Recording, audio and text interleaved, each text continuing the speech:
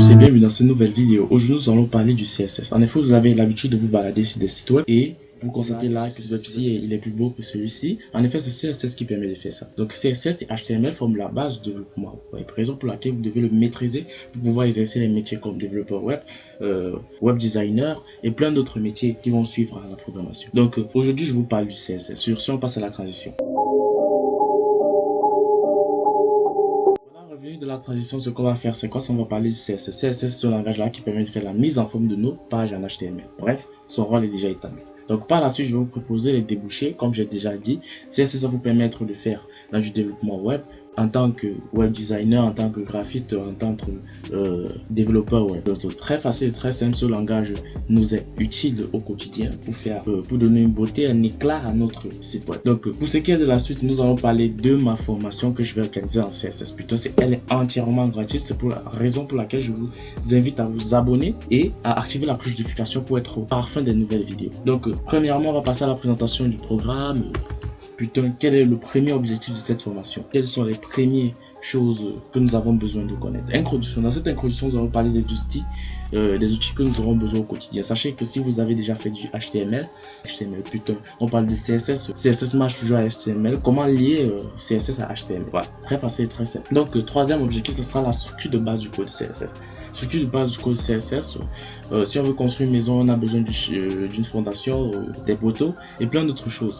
Donc cette structure là va nous permettre de construire les propriétés et la sélection de nos balises. Donc par la suite, nous allons passer aux méthodes de sélection très faciles. Comment sélectionner une balise HTML en CSS, et nous allons poursuivre notre formation avec le fond et les couleurs.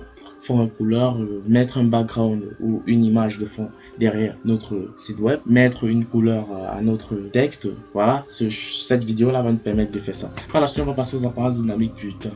Chapitre très intéressant. Pourquoi? Parce que nous allons voir comment, lorsqu'on va mettre le curseur sur un bouton, la couleur qu'aura le bouton, changer les propriétés en fonction des différents mouvements que nous allons faire. C'est un peu ça. Donc par la suite, on va voir le positionnement très important en CSS. Pourquoi? Parce que ça va nous permettre de mieux organiser nos informations pour une bonne structure et une belle beauté à notre site web. Donc prochain objectif, ça sera before et after, qui sont aussi des apparences dynamiques que j'ai voulu séparer dans cette vidéo. Pourquoi? Parce que ça va vous permettre de faire beaucoup d'animations et c'est très intéressant, plus intéressant que les autres éléments, je trouve. Voilà. Et nous allons aussi voir les animations en CSS. Les animations en CSS, vous allez constater de fois quand vous arrivez sur un site web, vous avez un bouton là qui bouge là seul, une flèche là qui bouge seul pour vous indiquer que vous devez descendre. Donc avec du CSS, on va pouvoir faire ça, on va pouvoir faire autre chose, on va pouvoir donner de l'opacité à une image avec des animations, on va pouvoir faire plein d'autres choses. On va passer à l'avant-dernier objectif de cette formation qui sera les propriétés visuelles. Donc propriétés visuelles, plutôt on m'a donné un sac de clous, je sais pas lesquels utiliser, je sais pas lesquels sont bons. Donc dans cette vidéo là, je vais vous montrer comment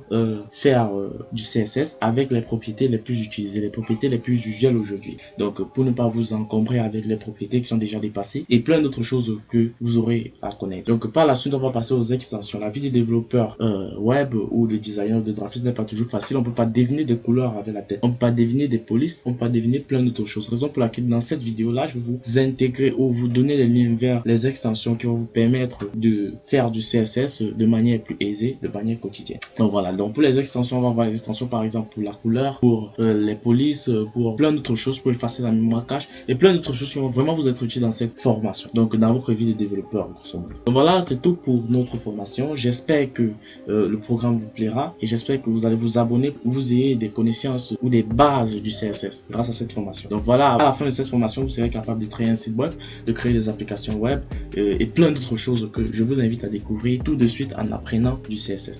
Donc sur ce, on va se dire à la prochaine vidéo pour le début de cette formation qui sera l'introduction au CSS. Donc sur ce, on se dit à plus. Ciao ciao. Surtout, n'oubliez pas d'activer la cloche de notification, de liker, de partager cette vidéo pour en faire profiter un grand nombre. Ciao ciao.